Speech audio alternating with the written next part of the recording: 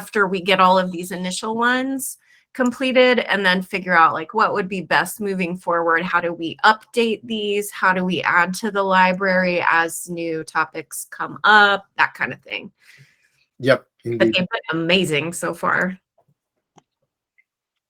So let me start screen sharing Okay, as I'm we gonna are still start waiting. As we are still waiting for folks to join. I'm going to share my my laptop screen, and the goal for today, the way I see this happening is, I'm going to use the slides more. So now we have the recording on, right? Yes. Let's start all over. Hey everyone. So the way I see this session happening today is, I plan to use the slides more like notes and reproduce live most of the things that happen on the slides. The slides, I'll share them so you can use them as a reference in case you want to revisit some of these things in the future. I have a few links at the end in case you want to dive way deeper than we're going to do today in whichever parts of the RPC or the near CLI you want to do it. And I'm going to use my, actually, let's clean it up. I'm going to use my terminal for most of the things that we're going to see today. And we may actually poke around a bit more than what the slides are saying. As a support, I'm using an Ubuntu VM, not my own Mac. Since honestly, for everything near related, I preferred initially to use something off the shelf, and then to figure out how I'm gonna, if needed, apply and use it on the ARM architecture. I played it safe. So let's get started. Please feel free to stop and ask me anything at any moment. Don't feel shy. I do have a slide at the end with questions, but it's way more fun to actually stop whenever you have something you want to ask and raise your hand and ask it, and explore them. We can explore together at that point. Hey, Marcelo. So let's get started. The goal for today is to see how users interact within your network. I made a sketch here, an imperfect sketch of how the network looks like, and we're going to see which ways we have to actually interact with it, to query accounts, to add a contract, to run a contract, through various ways. Overall, the blockchain is a peer-to-peer network. It's composed of multiple machines. I call them all nodes here. Some of them are simple machines which stay around and route messages. All the other sessions regarding networking and everything else will dive way deeper into these roles.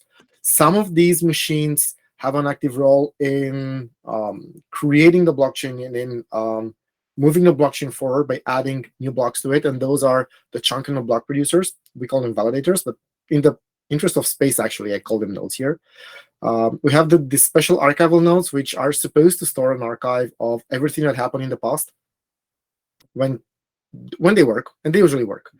And in order to query and to benefit from the services that the network offers, we need to have a set of RPC nodes. These RPC nodes have APIs that are easier to interact with from different languages. And yes, Ian? Sorry, kind of quick, dumb question. So RPC node is different from non-validator node. Is that correct? Or are they the same? It's a non-validator node, one that exposes an API. I think you need to have a dedicated config to run an explicit RPC. Okay, I don't think that the RPC API is exposed by default by every node. Okay, so it's a kind of subset of a non-validator node. Yes, it's a subset of the non-validator node. Okay, thank you. Exactly. And then the user interacts with the RPC nodes, and the requests that the user sends are propagated through the network, and the replies are being sent back. So while the presentation is intended to offer the perspective of a user, and I don't expect the user to actually start with the RPC API, we are all engineers, and it's more natural to actually build from ground up in terms of how different layers stay on top of each other. So let's look first at the RPC, layer. I'm assuming you all know what an RPC does. It's a remote procedure call server. It exposes an API, you make calls to that API, and you get replies back. There are a few different RPC providers that you can choose from. This is a small subset of what you have in mainnet. By the way, for every thing demo today, we're going to use testnet. This list is specifically for mainnet, and you can pick any. Any from of those should respect the same RPC API. There is a very, very good documentation regarding everything that the RPC nodes have, and you can dive deep into all these things. Let's look at, I think I have here in the slides, I've copied that table to give you a glimpse of what RPC and then what near CLI, since it's built on top of the RPC, what they offer as capabilities. So let's start with accounts. You can manage accounts, create, delete, update accounts, deploy contracts into accounts. You can query the network regarding different capabilities that the network has, which is what was the current block, what was the current chunk, and so on. You can look at guest prices or different protocol configurations. You can send transactions and query the status. And you can manage access keys, which is a pretty important part in order to be able to use those accounts in different ways. So let's try to do a very, very simple example. This is a Python script, which I think I can actually open it from here. This is the Python script. This is the most important part of it. It sends a request, a post request to the RPC that includes a method, which is query, includes some arguments. In our case, is the request type. It's the view account that we have with an account ID, which is created. It's set as being blueprint testnet, which is the account we're going to use through the session today.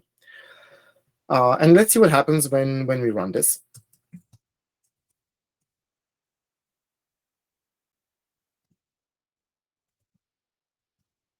Oh, I did something. I forgot an H.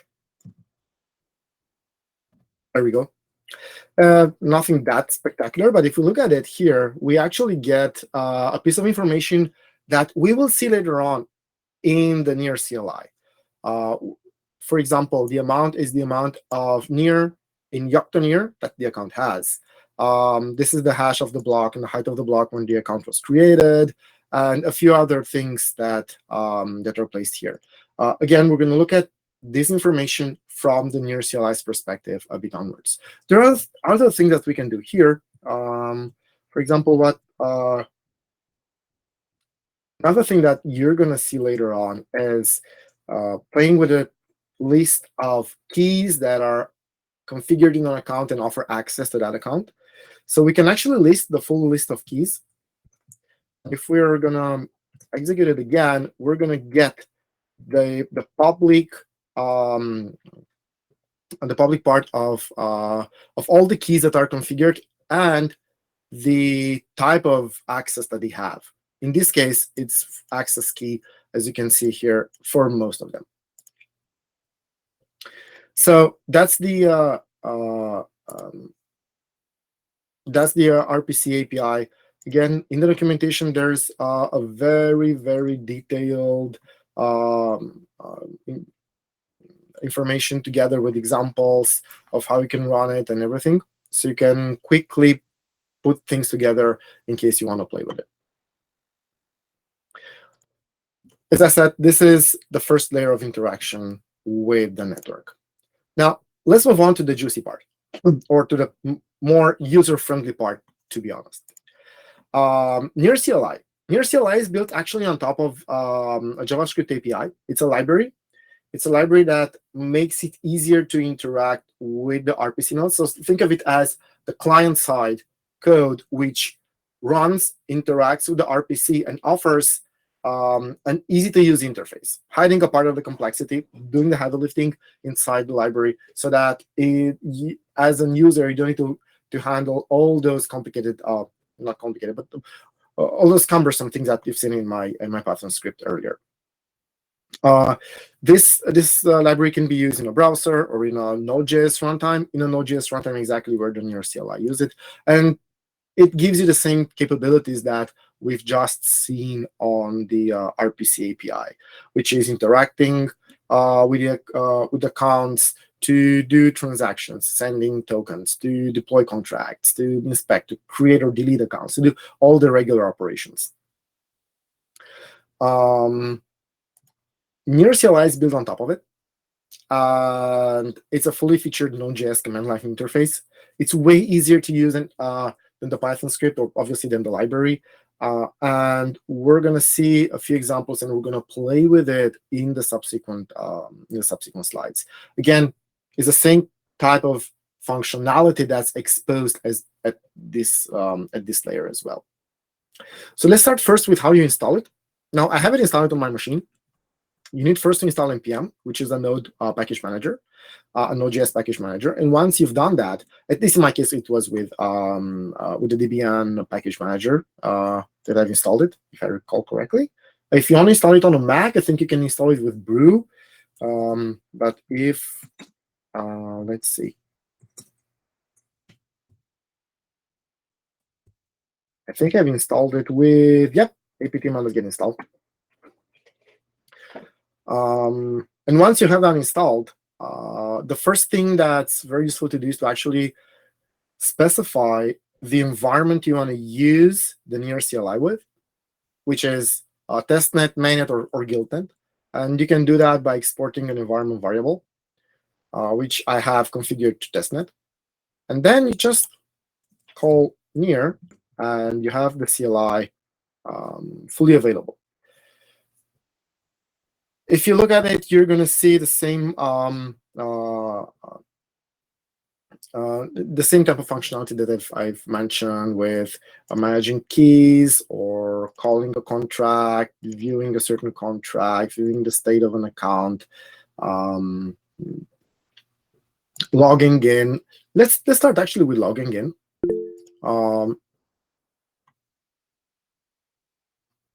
Which command, Yun?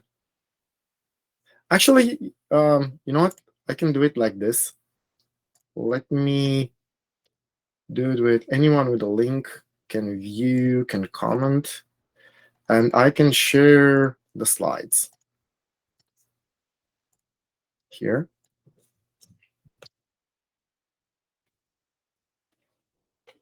So you can have access to all the commands here.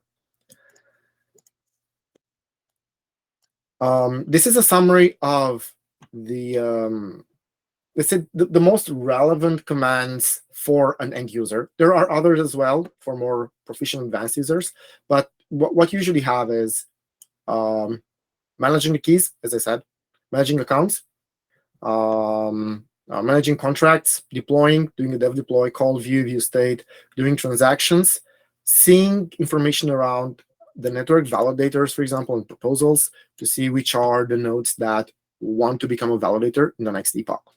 And REPL, which is an interactive Node.js environment. You can use that as well if you want. I'm assuming that's for more advanced users. So the first thing is, when you want to use Near CLI, is to actually attach it as an application to an account which you have, which an account that exists in the network. What I did in terms of the order in which I did things, I went on, I created an account in testnet using the testnet wallet. And after that, I logged into the account using the Near CLI. How you do it is like this.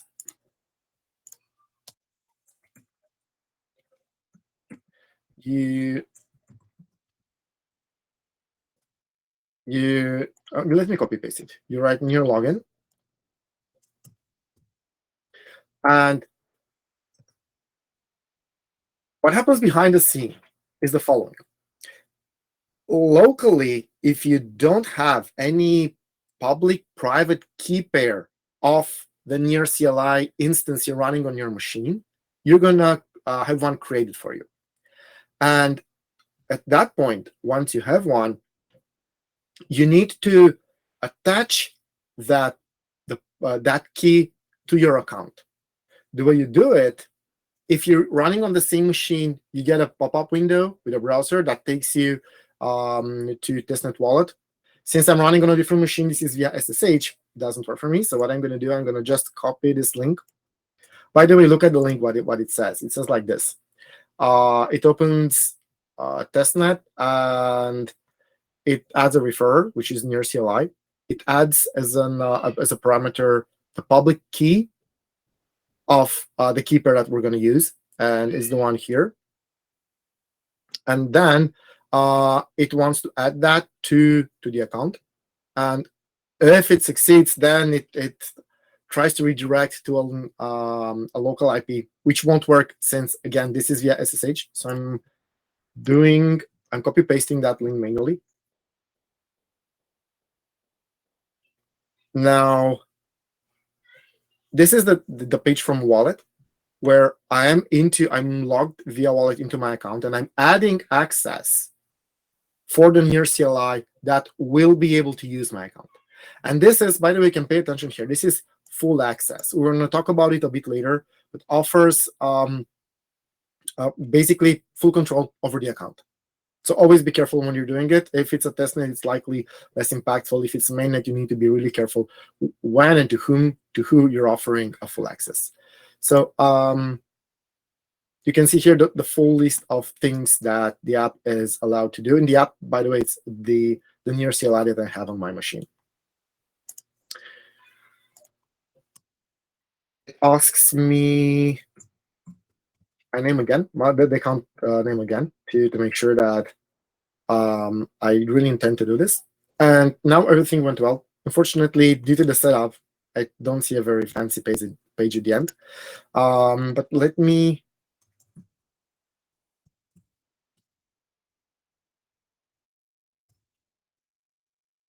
write this thing here. And now I'm logged in successfully, which means the near CLI on this machine has full control over the account and can act in the name of the account completely. So we now have connected the CLI with the account. Yes, Yoon? So after I successfully log in, if I do the near login again, then I think it generates a new public key and just let me do this same thing all over.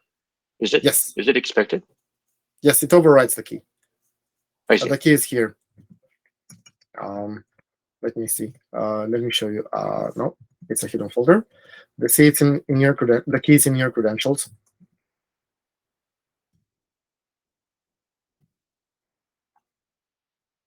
And I'm gonna put this a bit higher since I have a window here saying that I'm screen sharing. If you look, oh, it's in testnet. This is the key.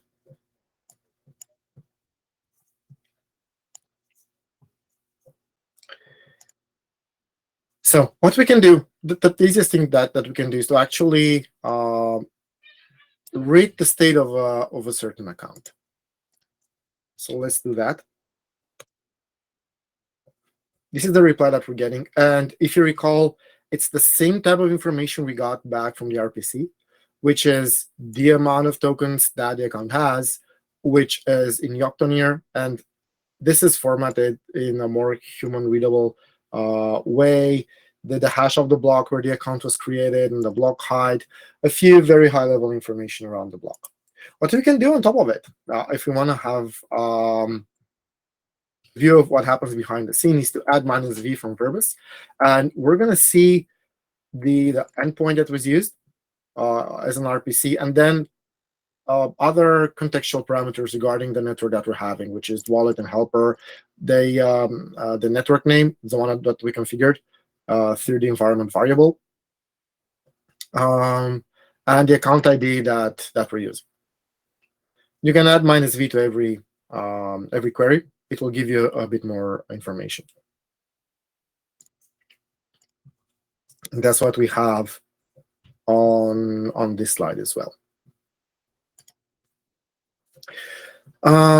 Now, another thing we can do with the keys is to list the keys that we have for a certain account. We've done that. We've done that in through the RPC. Let's do it here. The output is a bit more pretty to read.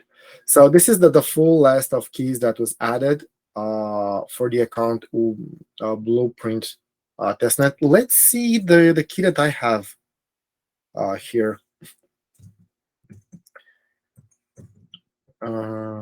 Near credentials testnet Blueprint JSON.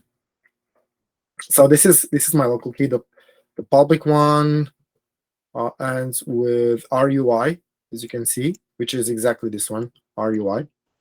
And now the private one is the private one. And by the way, since you're going to see that it's different from the slides, I think I have somewhere in the slides the same step where we look at the key and it has a different value. I've just overwritten it when I executed login again. If there is a file with the same name, it just overwrites it. So be careful when you do that.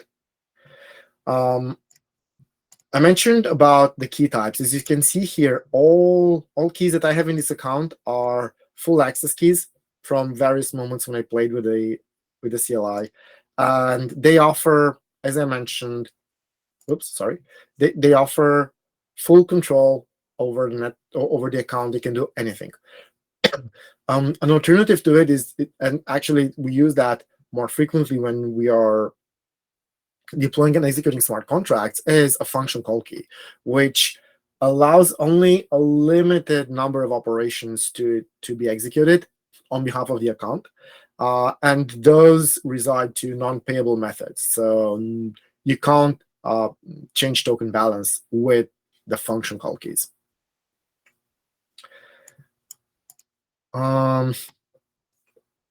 So this is the basic the basic way we're gonna work with keys. I have a few slides later on when we're gonna add a new key and we're gonna see how that happens. Until then, let's see how we can run a contract, how we can deploy or run a contract through the Near CLI.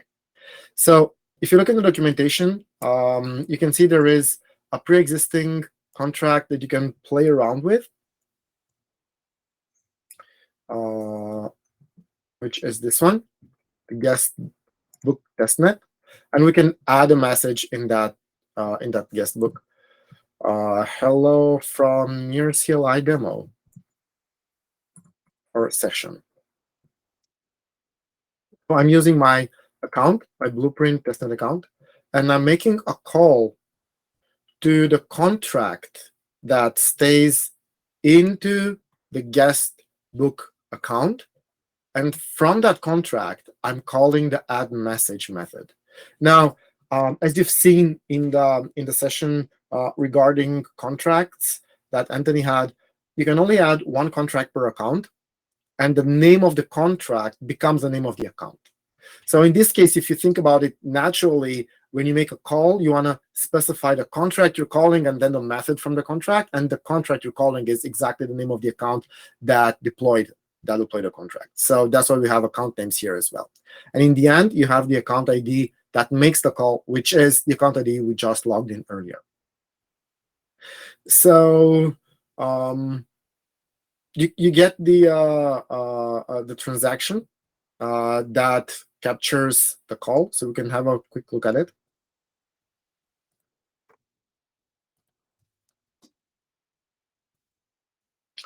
So signed by Blueprint, called guest book.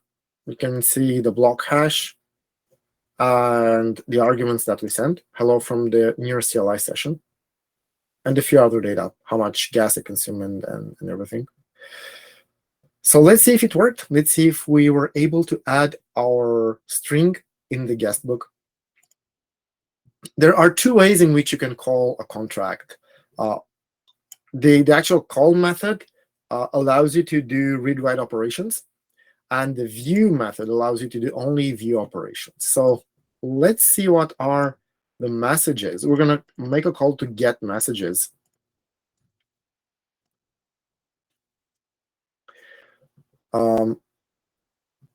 So near view, name of contract, get messages. As you can see, the account ID that makes a call is not always required, especially for view when the view calls are read-only, are basically free from the perspective of the network, so you don't need to have an account ID there. And as you can see, the last entry in that contract was coming from us. Hello from the near CLI session. Oh, and we can see the one from you. He also said hello from the near CLI. Thank you for doing this in parallel, Yoon. It's fun. It actually is fun. What does the last parameter do? If I just omit it, then it's still working. Like if I don't do that. This is the set of arguments. Now the arguments sent to the method, which if the method doesn't expect any arguments, you can omit it.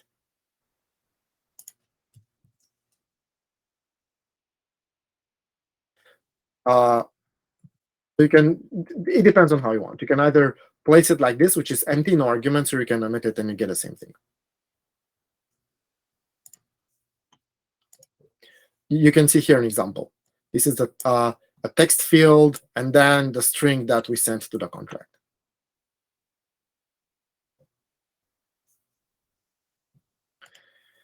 So let's see how we deploy a contract. Now, in order to deploy one, we need to have one. So I have locally an example of a contract. I think I've stripped it down significantly only to the bare the bare part of it. Let's open it in VI and contract example, and we use the hello near. Hello near. There's a lot of boilerplate that you need before you can actually have a contract. But in this boilerplate, this is the actual code of the contract that gets executed, which in our case is it's simply logging. It's like the most simple hello world you can have. It's logging a message, saving greetings.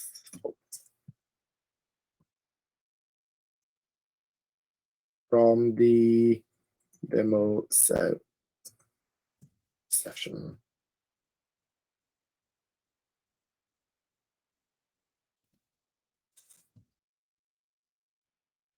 Let's compile it with npm.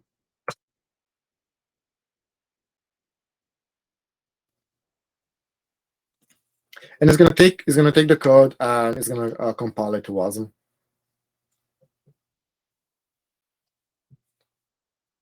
And after that, we're gonna take the WASM file and we can actually deploy it into our account.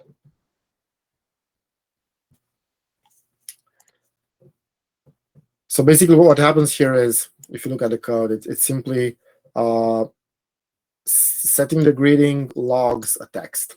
It's like the most simple hello world you can have. And this is how we're deploying it,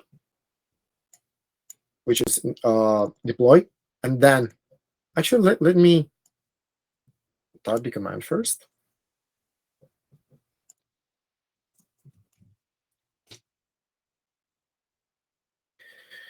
Yeah, let's look at arguments, and then we're going to see the message, which is not rocket science. So the account ID, where we want to deploy the contract into, and then the WASM file that contains the contract which is going to be deployed.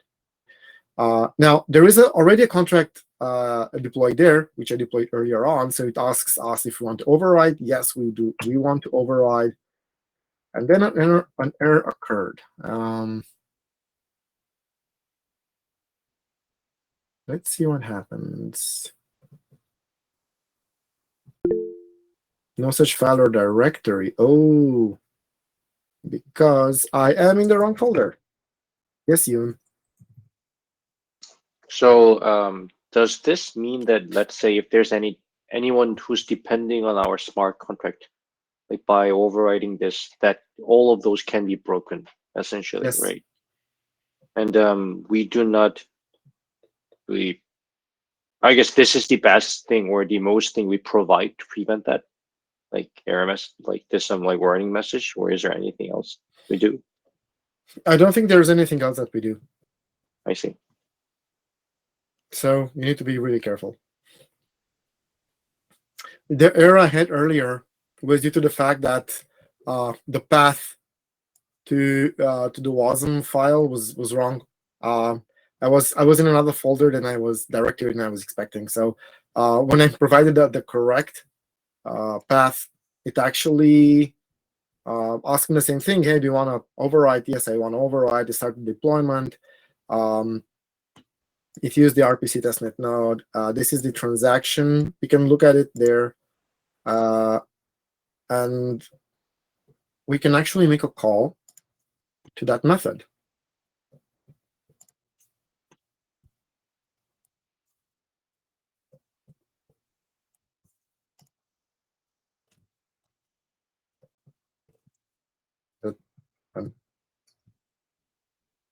And at the beginning.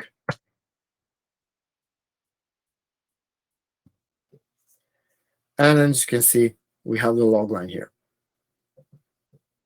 Now, I did send some arguments because the hello world example I had there expected some arguments, but those are ignored for now. And we just log a plain text, the same text every single time. What I did here, I did a call on the, again, the contract name is the same as the account name.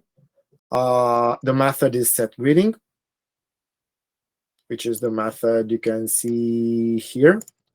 And the method just logs. And the account that makes the call, which is Blueprint testnet.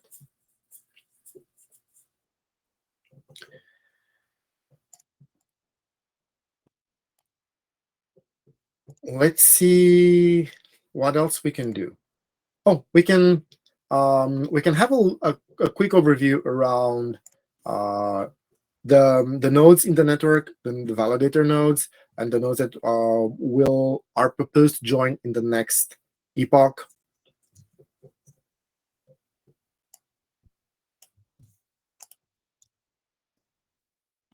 We get a very nice human readable set of data regarding the state that each node has. And you can do this for mainnet as well, by the way. Everything that we're doing now in testnet works the same for mainnet.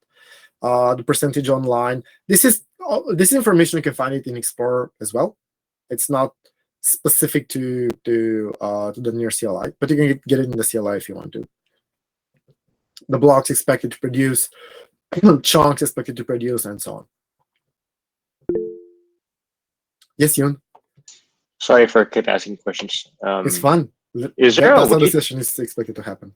is there a way to find out available method from the CLI, from the given smart contract? You can look at a smart contract. Let's see.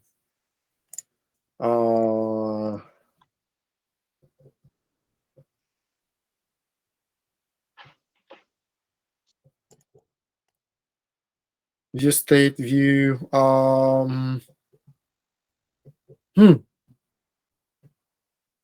I don't know. Let's take that offline. Or anybody in the forum knows if there's a way you can list all the methods of a certain contract?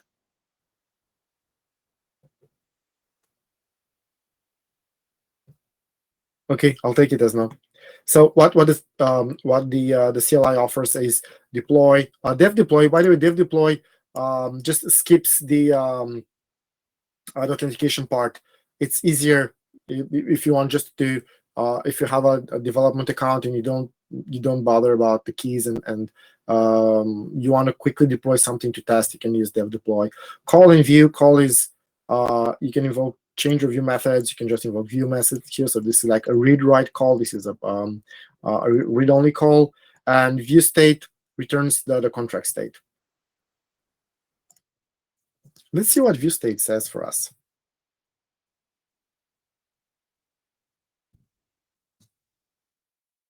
I tried that and asked me to put some like block height.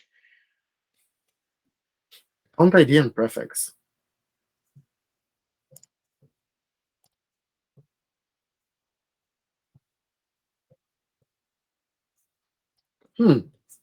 Let's see. I haven't played with it yet. So ViewState minus finality.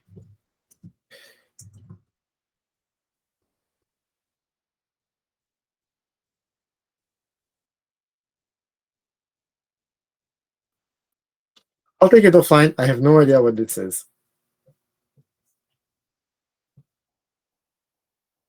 And if I'm able to do some video editing, I may add a pop-up somewhere in one of the corners with a link that explains what this is, so that for our future viewers can actually have the answer.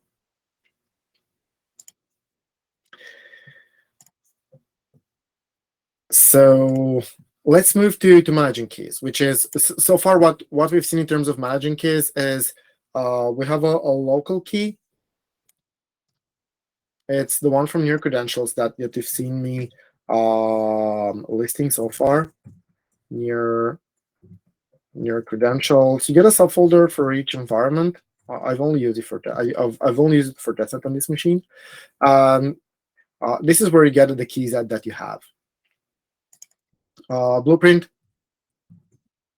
again, contains the public and the private key that are the private and public key of the client of the Near CLI that I have locally here, and I can configure that on multiple accounts if I want to.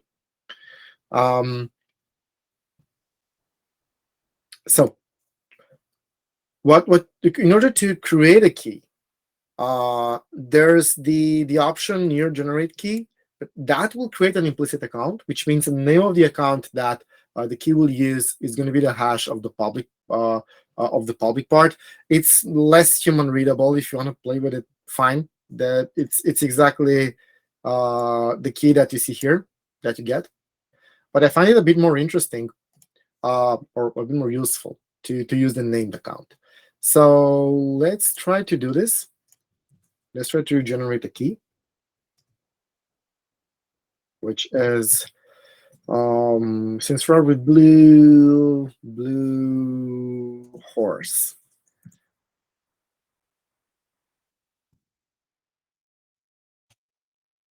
We generated a key, the public private key here, key pair.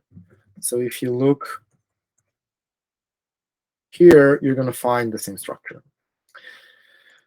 And now let's see how we can add this to our account via the CLI. So what we're going to do exactly like this. Add key to the account and then the public part of the key. I have a different public part. I'm not going to copy the one from the slide. So add key to the Blueprint testnet with the public one, just this one.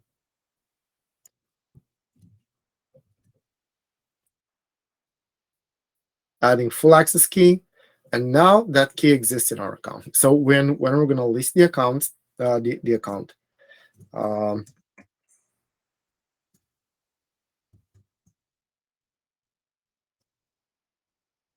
I forgot which one was it. WPZ. It was added as full access key into the Blueprint testnet account. Now, the way we added it, by the way, if you're be careful, so we used the Blueprint key.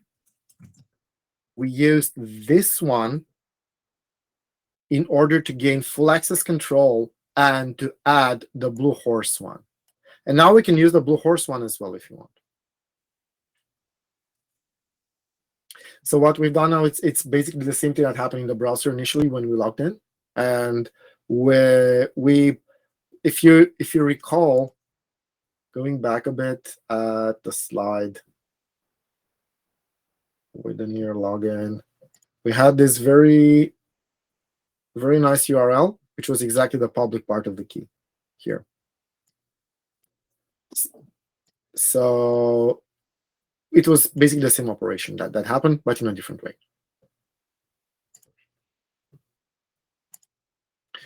We can delete a key if you want. So let's try to delete one. Let's try to delete the one that we just added with the blue horse.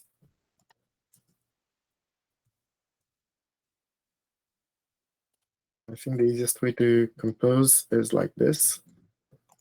Node delete, near delete key, and then let's put the private part of it. If I recall, was WPZ. It's this one. Let's copy it.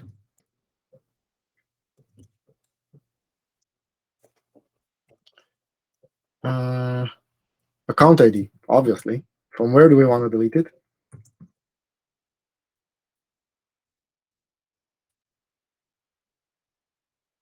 And it's deleting the key. So let's see if it's still there. Nope, it was deleted. So that's how you remove a key. Any questions? I have a question. So Yes. what does it mean to add the Blue Horse's key to Blueprint's account? Well, we just did that earlier. So when we added the key, it was exactly this command.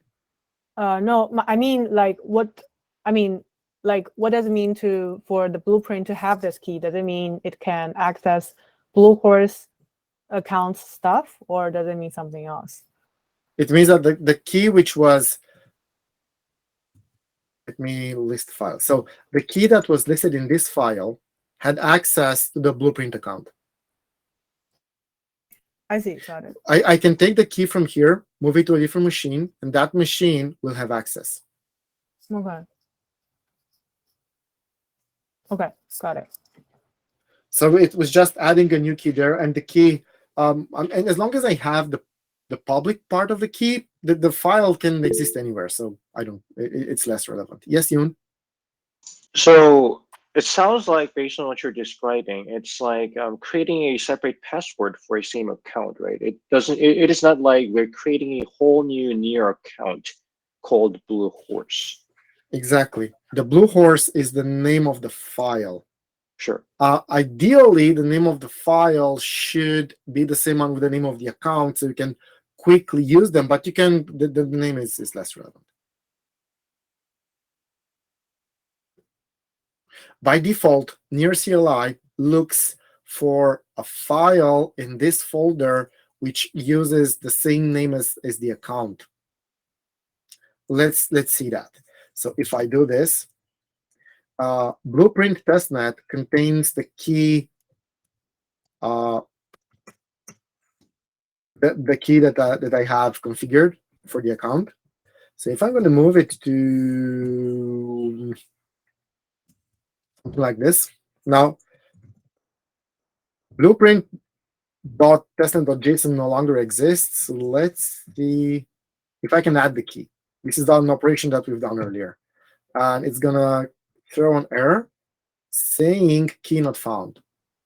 It expected a key to use to authenticate to Blueprint testnet. It expected that key to specifically be in the file Blueprint testnet JSON. If you didn't find it, it has thrown an error. Is it a bit more clear now?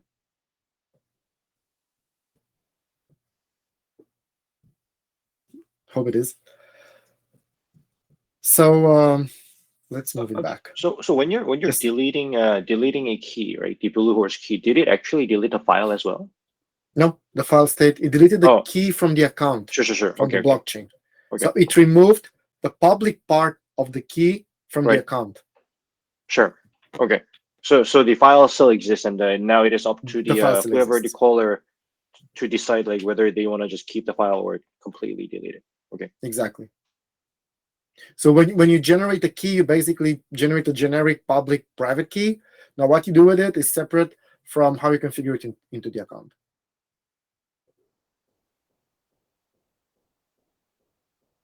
And it's up to you to manage it and to keep it safe.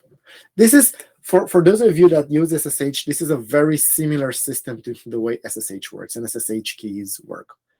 You have locally a key that gives you access from the local machine to a server if you have the proper SSH configuration. So it's very much similar to that.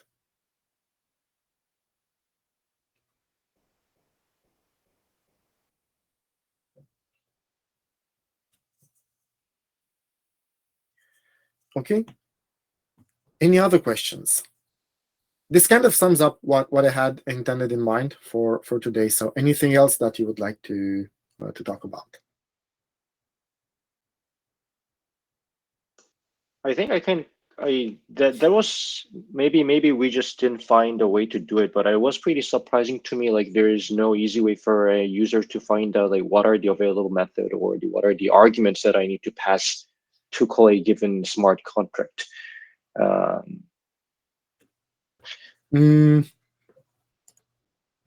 don't know. Yeah, with that we need to check that. Maybe we can ask Anthony how you can list the methods that a certain contract exposes. I guess you need access to the contract to say it, but that's a good thing to explore. Or maybe we can ask ChatGPT. By the way, regarding that, I left it here in the slides. Fun stuff. Let me zoom in a bit. I was very positively surprised. So I've asked ChatGPT to actually give me a simple Python program, a simple program that interacts with the Near RPC API. And it gave me the code that I use in the slides. I was surprised that it actually worked with 0 things changed apart from the account name. And with very good explanations underneath, which helps you understand the code. And even more surprising, if you look at this, what is Near CLI? You can, summarizing text has been there for a while. I'm not that surprised, but write a hello world smart contract for the Near protocol, and to get this, which is exactly the JavaScript, the core part of the JavaScript doesn't have the boilerplate. You can't easily compile it. Let's say you can't take that and compile it in less than a second.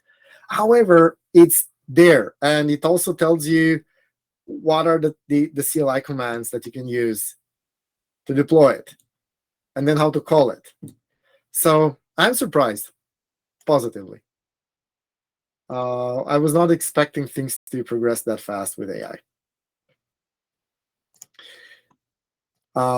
In case you want to dive deeper, these are the links, the documentation that I had open here that you can use. And for the Hello World smart contract, I use a tutorial that you can see here.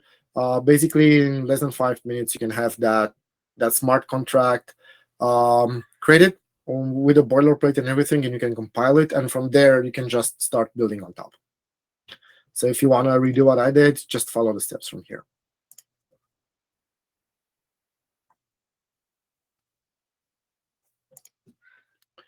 Okay, so any other questions before we close it?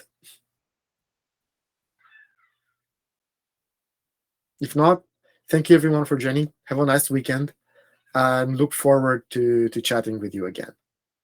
Time to ask ChatGPT how I can earn 1 billion Near token. Yeah, that's a good question. Yeah.